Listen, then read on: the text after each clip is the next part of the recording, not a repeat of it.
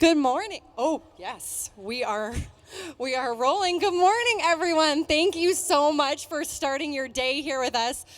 Who ran this morning? Anyone go for a run? Pretty much everyone. What do we have? Who went for a run? I love it. All right, we'll get into that. Thank you so much for being here, for joining us this morning. I am Allie Feller. I'm the host of the Allie on the Run Show podcast. I am so beyond honored and thrilled to be sitting here with these five women. If you're a regular listener of the show, you know who they are, but I'm going to tell you, yes, let's clap for them. I love that. Let's clap this whole time. They're amazing. All five of them are giving us their time right now, and all five of them are running in the trials tomorrow. So in such awe of all of you, I'll give you a refresher. So to my left, Miss Sarah Cummings. Sarah is a 2:34 marathoner, not her first time running the trials. She ran the Olympic trials in 2016. She runs for the New York Athletic Club. Please welcome Sarah Cummings. Next to her, we have Caitlin Gregg Goodman, 2:32 marathoner. In 2016, yes, Caitlin ran the 2016 Olympic Trials marathon, and she laughs because she's like, here come my accolades. She also ran the 5K and the 10K in the trials. That's 3 Olympic trials that she qualified for and ran, so that's pretty impressive. She runs for the Boston Athletic Association. Caitlin Gregg Goodman. Amanda Nurse next to her. Fun fact, Caitlin is Amanda's coach. You might know Amanda. She's on Instagram. Amanda Runs Boston. I feel like everyone knows you by your Instagram name. She has a 2:40 personal best in the marathon. She's a new mom, so of course I love that and love talking to her about that. And she also ran in the 2016 Olympic trials. She's a runner for Adidas. Amanda Nurse. It's going to take me longer to say all of their accolades and impressive things they've done. By the time I get through all the cool things you do, they're going to be like 5 minutes, but we'll ignore that. Ladia Albertson Junkins, one of the most inspiring, amazing women. She is an ultra runner and an Olympic trials qualifier. No big deal. 2:41 personal best. This is her first Olympic trials in the marathon. And she qualified and runs for the Brave Like Gabe Foundation, qualified at the Silo District inaugural marathon. We're going to talk about that in a bit. But please welcome Ladia Albertson Junkins. And Jenny Donnelly. Good morning, Jenny. How you doing down there? You feel far away from me. Jenny runs a 2:44 marathon. She qualified at CIM. She's our most recent qualifier on the stage. She qualified in December. Her first Olympic trials qualifying time. I want to give it up for Jenny Donnelly, please. Now that you know these women, I have 8 million things I want to know from you. Jenny, we'll start with you. In 2016, you've talked about how you spectated. You were in LA watching the trials that year. What does it feel like to be on the other side now? It's so surreal. So when I was in LA at 2016 with my mom, and I was running the next day. Oh, and my dad. He wants everyone to know my dad was there too. And I actually knew Sarah Cummings from college and Amanda from Boston. And when I say I mean I completely idolized them. I was very far behind them, and just was in complete awe of the two superstars that they were. And it's funny to look back because I remember watching that race and just thinking that these women were and are so incredible, but it never once crossed my mind of maybe that could be me one day. It never felt like something that I would even dream of, but it's because of these women that we've seen accomplish it over the last few years, and being able to get to know them as amazing humans, not just these incredible athletes, that it started to seem somewhat achievable and something that I could maybe go after. So I am so grateful for the two of them and all the other women out there. And we're emotional. We predicted how long it would take us to get to this point, and here we are. So I think it's really interesting. I love hearing these stories about that moment that you described, where you go from thinking, I'm a spectator watching this incredible race, these incredible feats, to having that moment of realizing, maybe I could do that too. Have each of you had that moment, or did you wake up and say, I'm fast, I'll run the trials one day, or I'll run 3 trials and 3 different events one day? What's that moment? Who's had it? Hi guys. So actually I have a probably really different story than everyone else. I started running at 22 and I played lacrosse in college. So it was my husband actually, after the 2015 Berlin Marathon, I ran a 2:46, which was a really big PR. And he was like, do you know that the Olympic trials are in a few months? And if you run a 2:43 at the time, like, you could run in those. And was like, Jenny, never had ever crossed my mind. And so it kind of happened organically, but I think within those 9 weeks that I trained for the California International Marathon, that's when I really thought, okay, if I really put my mind to this, like, maybe I have a shot. And so once I ran my 2:40 there, I was in awe, and I was so excited to just be at the Olympic trials and just use that as like a celebratory run in 2016. So it's really fun to come back, because I think this year, after I came back from having a baby, it was a totally different experience. I was like, no, I really want to come to the Olympic trials again. Like, now I know what it takes, and yeah, had to work to get here, but I'm here. Sarah?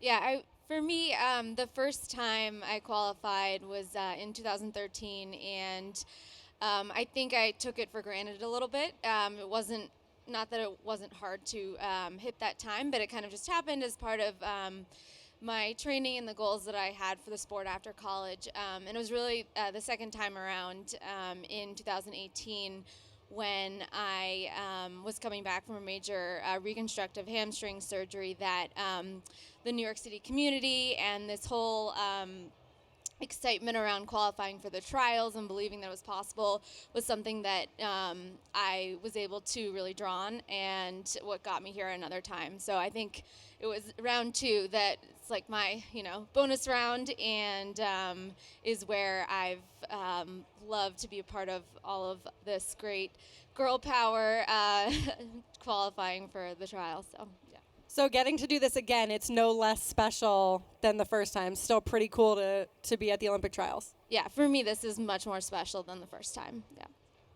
Yeah, I think every time just gets more and more powerful and amazing, and I think just like it's a crescendo. It just like keeps building and growing. And I'll just tack on with Sarah. This will be my 4th Olympic trials, but I also had a major hamstring injury, and so in the spirit of just drawing strength from the community around you, I was like reading every one of Sarah's blog posts and trying to figure out how to reconstruct my hamstring as well, and talking to Sarah about it. And I think that's it. I drew a lot of inspiration from your comeback, and it's a pretty special community. All right, so Ladia, I want to talk to you about what it means to be here. Let's talk about the race where you qualified. You qualified at like I mentioned, the inaugural Silo District Marathon, which was the first time, and that was to raise money for the Brave Like Gabe Foundation and your best friend, Gabe Grunwald. What does it mean to you that was your qualifying race, and that's what you get to be here on your hat and representing that? Yeah. Hello, everyone. Thanks so much for being here, and thanks all of you for being here, and thanks to Allie for having us. This is really special. So the Silo District Marathon is put on by the Magnolia crew under Chip and Joanna Gaines, and my friend Gabe, I'm sure a lot of people know this story, but she had randomly run into Chip Gaines in New York City when she was there getting treatment at Sloan Kettering Memorial for her cancer, and that really started this great friendship between the Gaineses and the Grunwalds. And then that became, so Chip had this dream of running a marathon himself, but not only did he want to run a marathon, apparently he also wanted to put on his own race, because dream big, right? So he did, and that was the Silo District Marathon, and he decided it wasn't enough to just put on a marathon. He also wanted to raise some money for Gabe's new foundation, which had just started in early 2018, the Brave Like Gabe Foundation, which raises awareness and funding for rare cancer research. So the race itself ended up raising over $250,000 for her foundation, which really got things going for her, and I think was the boost that she needed to really believe that it was possible for her to make an impact in the rare cancer community. And it meant everything to me to qualify at that race. It was definitely a difficult way to do it. So it was early May in Texas, Waco, Texas, and I live in Seattle now, which is just like such a plush place to live. You never have extreme temperatures. Waco was pretty hot and humid that day. they were still figuring out how to organize and facilitate a marathon. So they were a little low on water, I would say. They have since turned it around, don't worry, but that first year was a bit rough. There was not enough water on the course, and I ran most of it by myself, but had our closest friends were all there. Gabe was there on the course cheering me on, and I was really running it for her and to get here for her, so that made it possible. Well, I love the stories. I can't get enough of these stories about the qualifying and the realizing that dream, I think, is just really powerful for all of us. I don't think your dream necessarily needs to be running a sub 2:45 marathon, but I think this is just proof that anything, new dreams can pop up at any time, and there's so much power in chasing them down. And so, congratulations to each of you for being here and for making it to this point. I'm in such awe. Stands out to me that you mentioned running alone in parts of that marathon. How, for each of you, just raise your hands. Do you do most of your training alone? Just Ladia. Some of your training alone. So I feel like something we hear so much coming into these trials is community, community, community, community. And you're all nodding your heads and smiling, which just makes me so happy. Tell me about this Olympic trials qualifier community, and what does it feel like? Because from the outside, I'm like, they're all best friends and they support each other because they all have the same goal, and it's so cool, and they're all going to hold hands across the finish line, right? That's the plan. Tell me about the community. Do you feel that as being part of it? Jenny, do you want this one? You're going to get me emotional here. It's incredible. I think I live in New York City, and something really special has happened there. I'd say especially over the last few weeks. There's just so many. I think there's 27 women from New York City and all across different teams, and it's been such a powerful connector of both the people who are running as well as the people, everyone knows someone who's running. So it gives everyone someone to cheer for and be excited for. And last night we actually had a dinner at one of the girls' houses who's from Atlanta with all the New York City qualifiers. And we all got Team New York City bracelets. And there was just this moment where I looked around, and so many of these women who I'd probably never even spoken to before a month ago, and we were just kind of not even talking about running, just laughing and making fun of each other. And it was such a special moment where I was like, this is so powerful that we're all brought together through running and just getting to know each other in this way. And I mean, I could ramble about it forever, but it was one of those moments where I kind of took myself out of my body, and I was like, is this real? Because it's just so many awesome people. And just to add to the New York comment that Jenny made, I'm also from New York, and we've had 10 to 15 girls each weekend meeting to do workouts, and I don't want it to end. I'm sad the race is here. I hope that we can continue to meet and train together in the future. So when Jenny was talking, in my head I'm thinking, well, how does that happen, right? Because, yeah, you're all from different teams, but how does it actually happen that you end up doing these workouts together?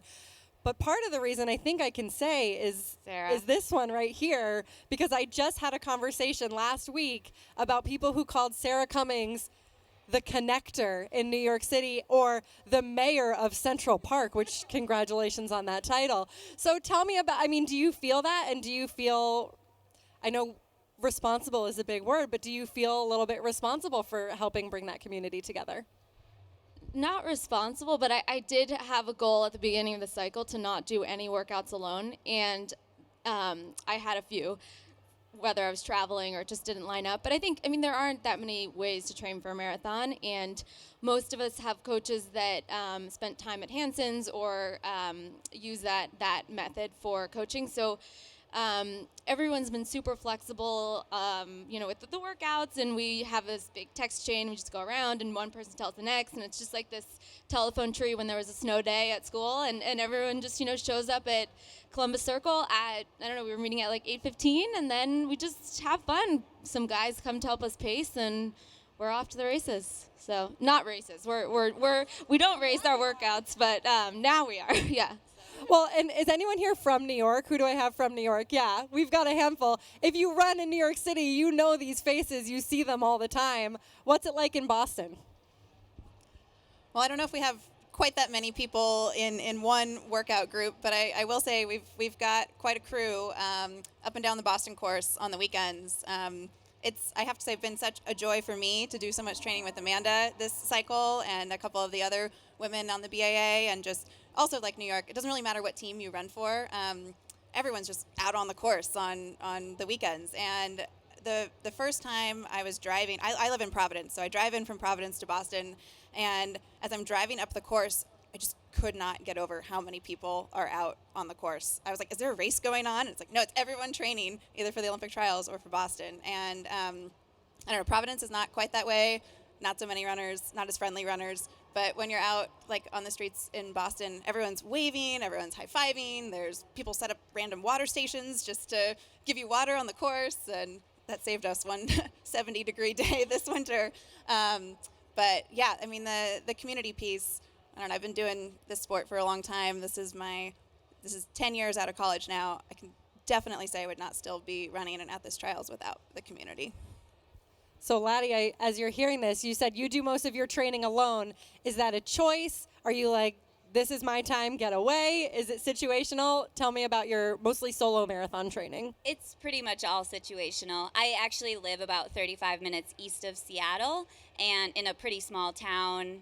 And I see occasionally other people running, but it's not a running boom by any stretch of the imagination. And then I work in downtown Seattle, so I have a very long commute, and I'm just trying to fit my runs in when I can. And there are some great training groups in Seattle proper, and I would have loved to be able to sync up with them, but they were usually meeting early morning, and I was usually en route to my office at that time. So it just never worked out. But I will say, so I primarily trail run and trail race these days. And most of my trail running is not done alone. And actually one of my teammates, who I call teammates, Elizabeth, is in the crowd right now, and she's someone I run with regularly, Tuesday, Thursdays, weekends, my husband as well. Sorry, Adam. You're always with me, so I love having him around as well. But yeah, it just so happened that for road training, it ended up being mostly solo. All right, so as we're talking about these things, we're talking about long commutes, we're talking about being a parent. These are things that we have going on that make us, kind of our normal everyday humans, right? Which again, I think is a testament. We've got more than 500 women running in the trials tomorrow. And the vast majority of them are people who are working full time, are people with families, are people with a lot of responsibilities. I'm curious, what sacrifices do you make to get your runs in? I mean, I can shout out, where's Judy Donnelly in the crowd, who just posted, Jenny's mom posted the other day about Jenny getting your runs in and how, yes, a lot of being here is talent, but a lot of it is making sacrifices too. It's running by yourself at 4 a.m. and making these choices to pursue these dreams. What sacrifices have you had to make to be here today?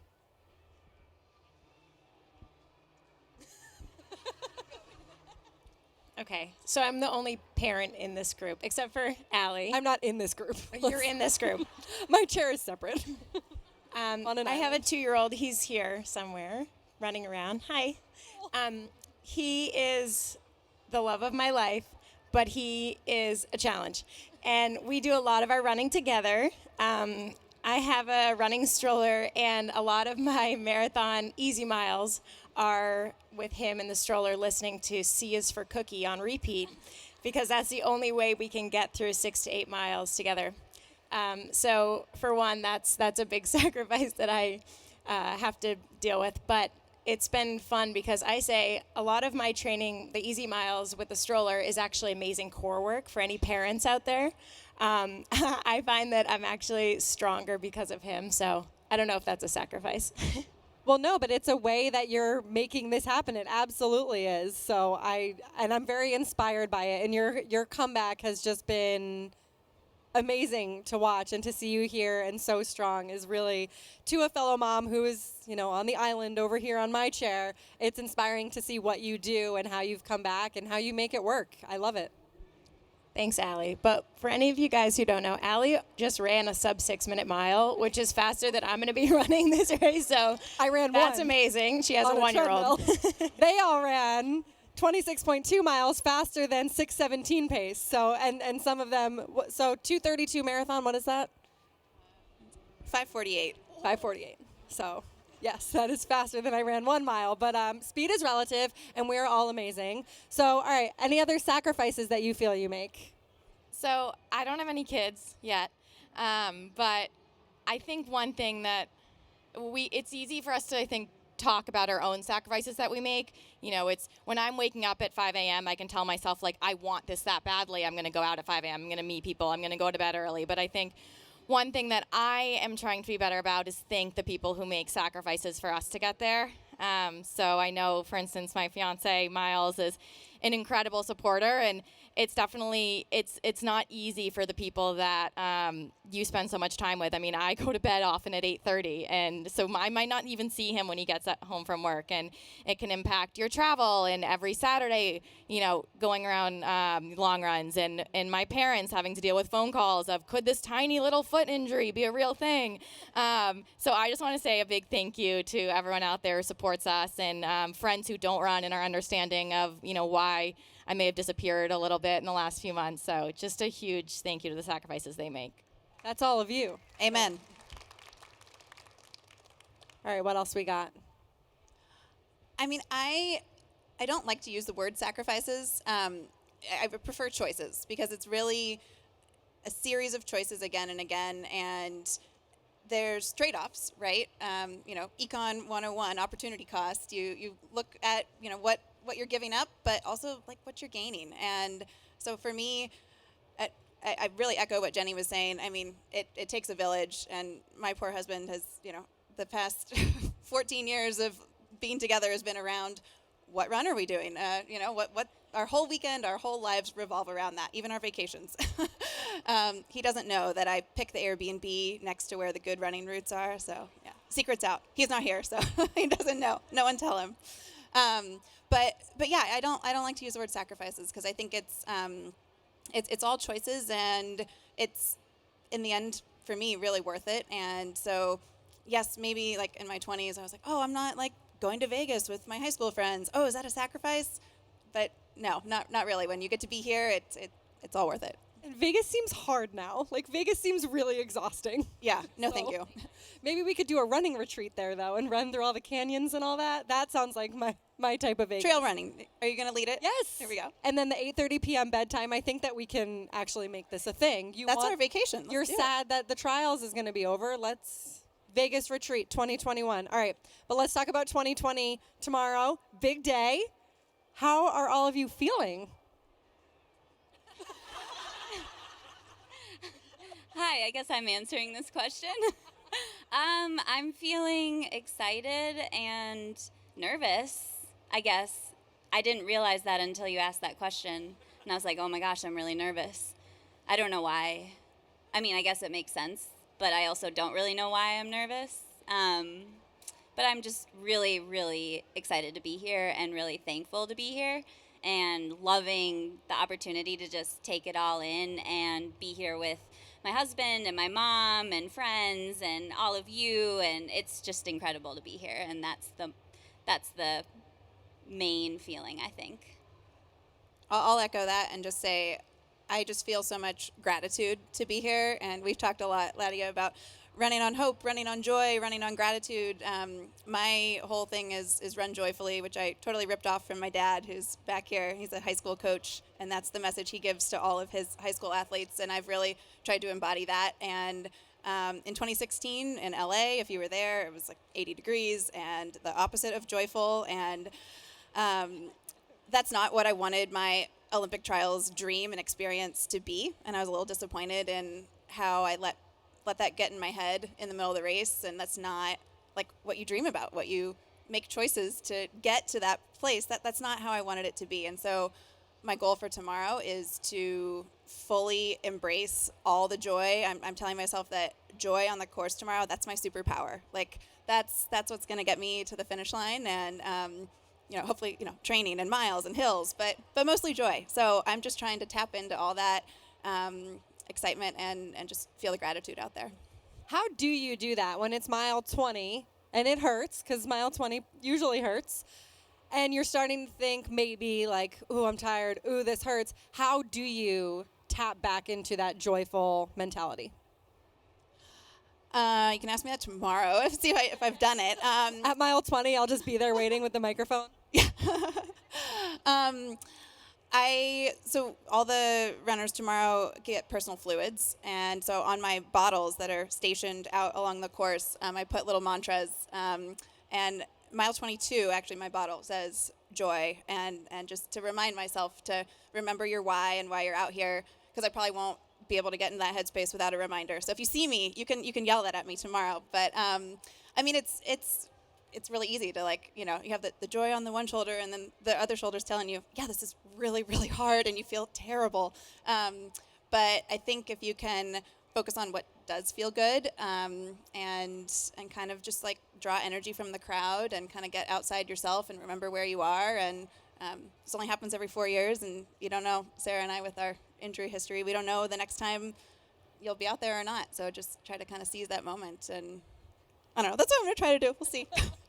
Well, Sarah, you've had quite the return to be here. So I don't know if you know Sarah's story, but in medical terms, her hamstring fell off her body, basically. Am I saying that right? It, like, detached. She's had a remarkable return to get here today. So how are you feeling physically? And you mentioned that you're kind of more excited and grateful for this time versus 2016. Where is your head at? Where's your hamstring at, too? Hamstring is attached. It's great. I'm feeling good, and similar to what has been said already, I'm excited to celebrate my health, and I'll be grateful for sure to be out there and try to seize the day. So I'm excited. All right, we have 3 veterans on the stage who have run the marathon trials before. What are your messages or pieces of advice to Ladia, Jenny, and anyone else who's running on Saturday, tomorrow? Oh, I think this is just such a special day for all of us, and especially for women. Like, there are over 500 women running tomorrow, and we just should be celebrating each other. I think no matter what, when you start on the starting line, you should think, like, this is our celebration. You know, we've already done all the training, the hay is in the barn. So when that quote came from Jack Foltz, the 1976 Boston Marathon champ, and I keep using it over and over again. But I think just lining up all together and just supporting one another is, like, going to be the most special thing ever. And my advice is to smile at every mile, which I'm going to use that from someone else. Brogan, I saw you in the crowd. He once said that just to smile at every mile in the Boston Marathon, and I did that this past Boston Marathon, and it made all the difference. So smile at every mile. Yeah. Love that. Caitlin, Sarah, what do you have? I mean, yeah, tapping into smiling and joy. I think I put in your training log for tomorrow. It's a celebration, as you said, and I think, just really echoing what you're saying. It's so special to be lining up with all these women. I mean, whether you've run 2:20 or 2:45.00, it's such an accomplishment, and I just draw so much inspiration from everyone. And so I think if you can just tap into that, everyone's got a story and everyone's got a journey that got us to this place, and there's a lot of power in that. So there's just gonna be so much positive energy out there, like power up from everyone else's energy, and together we're a lot more powerful, all 500 of us. Sarah, any advice? One last thing just to add, celebrate, all the people have supported you along the way. My high school coach just walked in and sat down next to my dad, and I didn't know he was going to be here, so I'll be celebrating Coach Sumner and everyone else that's been along for my running journey. All right, so I love that, like we talked about the community, and there's a lot of special people. You know a lot of people here. You know a lot of people who will be running with you. Caitlin, is there a family competition going on here or what? Her brother is also running on the men's side. So is there, like, are turkey trots chill in your family? What's that like?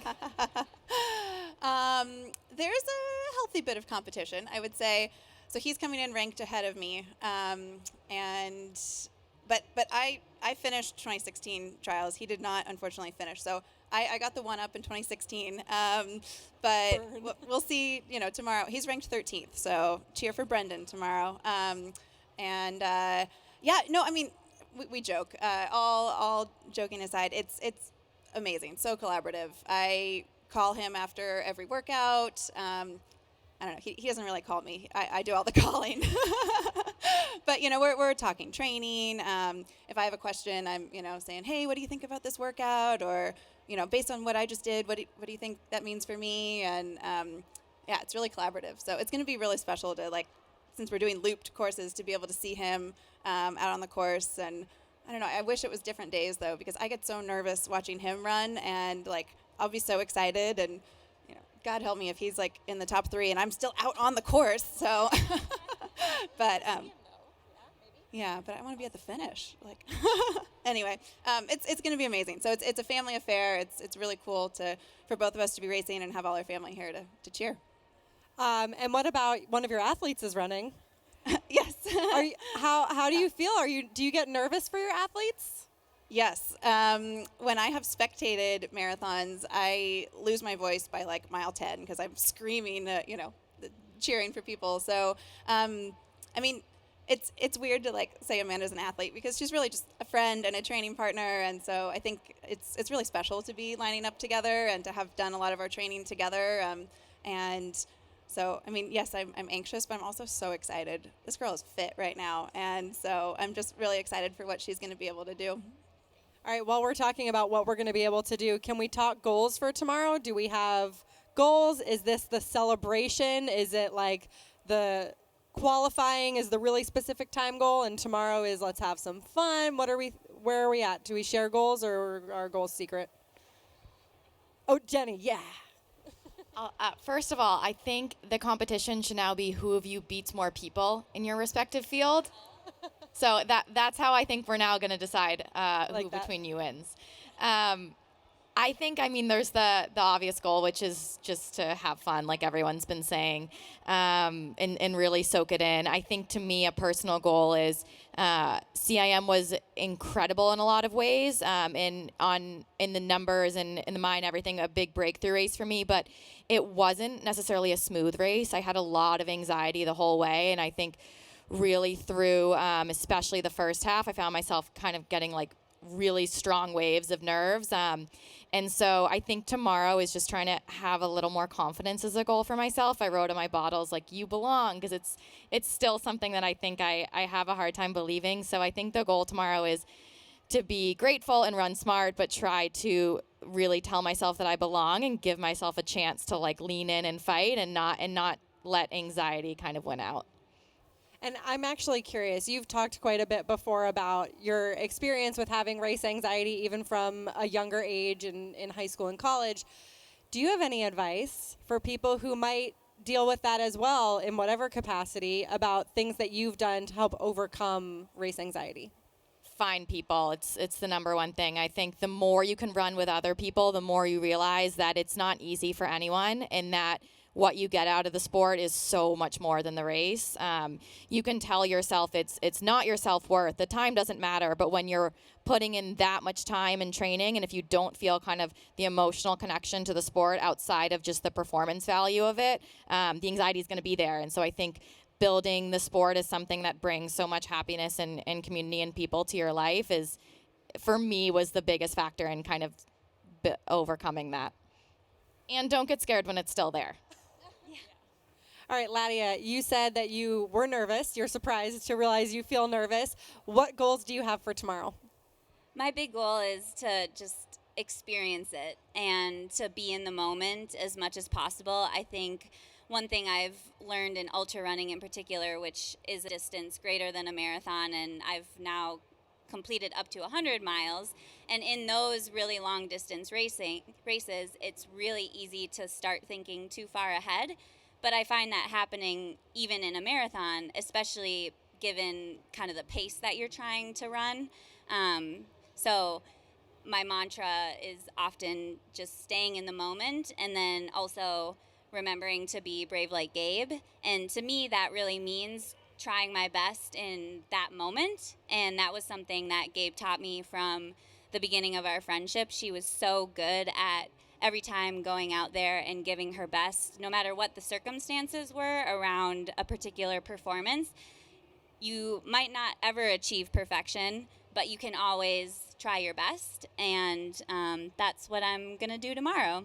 And also just like take in the energy that you guys are giving all of us. I'm super excited for that. And one thing that I thought of when Caitlin was talking about joy, for me, if I start to find myself like feeling bad for myself because, oh my gosh, this is feeling really hard, I don't know if I can keep going, I just look to the crowd, and you guys don't know like how much it means for us athletes to like have you out there. It's just everything. So I will be leaning on you guys tomorrow to help me through those low points. All right, are we up for the challenge? Yes. Let's practice our cheering. That's really good. I love that. I think maybe more from this side.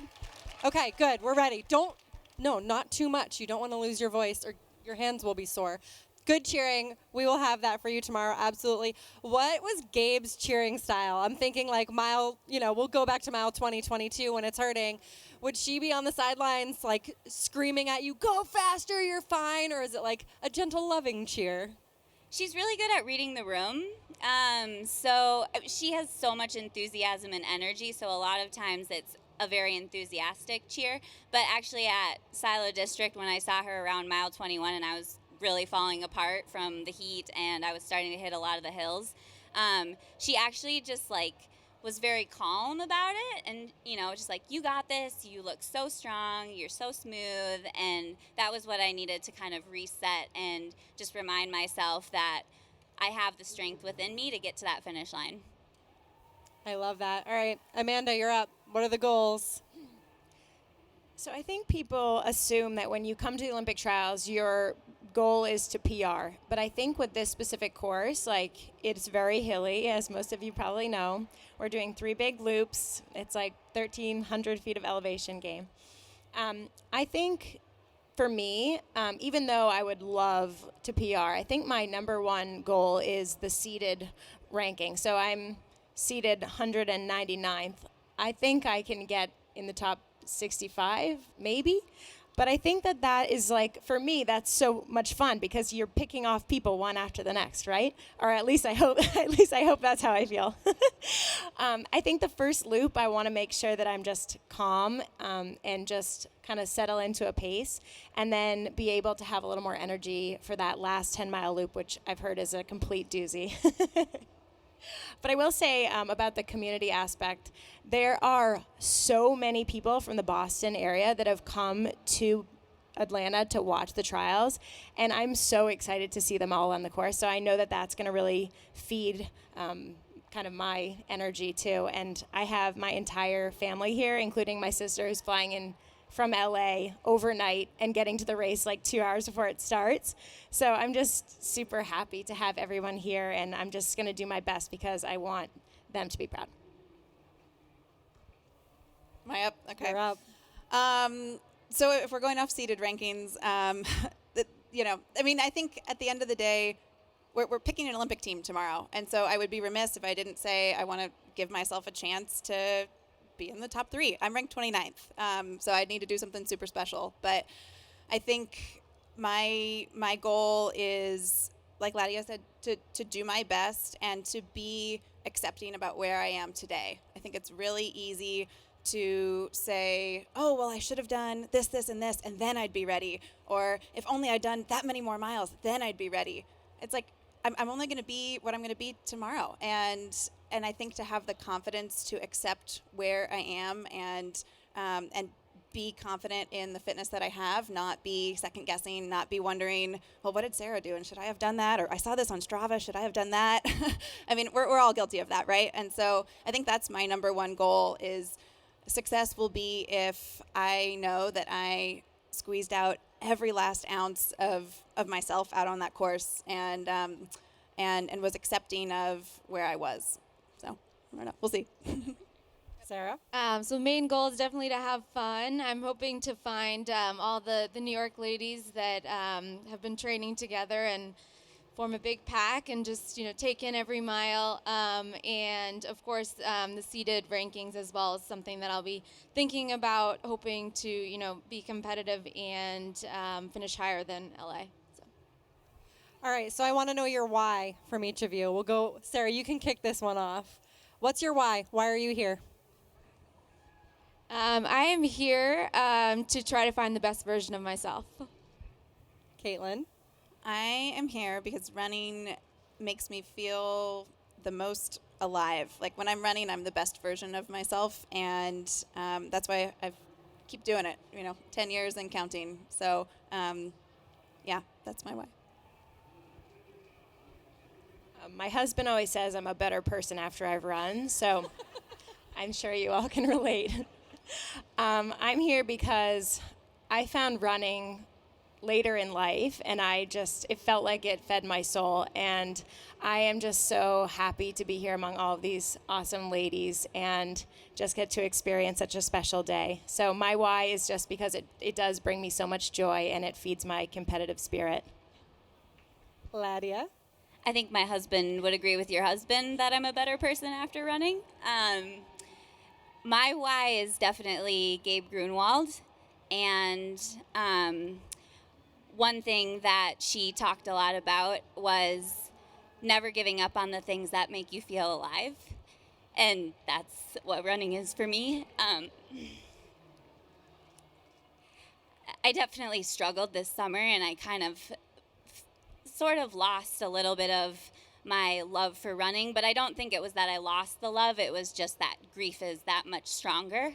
And I even talked to Justin about I'm maybe not feeling like I want to train for a fast marathon. Like my heart's not in it. And he said, just give it a shot. Just one day at a time, give it a shot. Don't give up on it yet. And I'm so glad that he told me to do that, because I definitely through this process of training for this race, I've felt so much of that love come back, and I've felt so much of Gabe come back to me too. And I did train alone, but I also felt her with me all the time, and so it's very special in that way. Yeah. I'm here, I think, because it's hard to say, but to me, running just kind of feels like home. And I'm here because despite years of subpar performances and giving up on myself, I had people who didn't, and I'm very grateful for that. Well, dang. Just kind of wipe these away real quick. I am so thrilled that you're all here, and am so excited to cheer for you tomorrow. You've each mentioned various little mantras that are on your bottles, so I got to go back down the line again. What are our race mantras for tomorrow? I'd say run the race like it might be your last. Oh, I have to pick just one. Remember your why was on there on my bottles, and another saying I ripped off from my dad, I'm the luckiest kid alive. That's my mantra out there tomorrow. So when I was little, my mom used to read me The Little Engine That Could. And so the engine says, I think I can, but I've changed it to I know I can. Mine tomorrow will be in the moment and brave like Gabe. Mine is you belong. I love those. All right.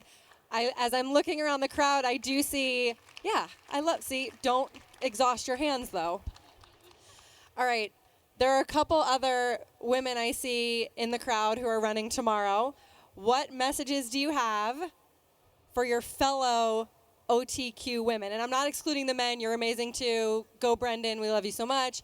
But what messages? We talk so much about the community. Let's wrap this up with some warm and fuzzies. What message do each of you have for your fellow competitors, comrades, friends, whatever we want to call them? What's your message for the community tomorrow? I think kind of just draw on each other when we need it. I plan to run a good amount with my good friend Grace in the crowd here, and I think we both will draw strength from each other and be good reminders to each other to enjoy it. And don't get too caught up in who's doing what is something I'm going to remind myself too. Like, give yourself the position to be able to fight and really soak it in the last loop. Ladia? I would just like to say to Jenny and to everyone running that you belong, and I'm so glad you're here. Jenny, you've always belonged. All of you belong. Yes. I think I saw Veronica Jackson somewhere. She's one of my training buddies.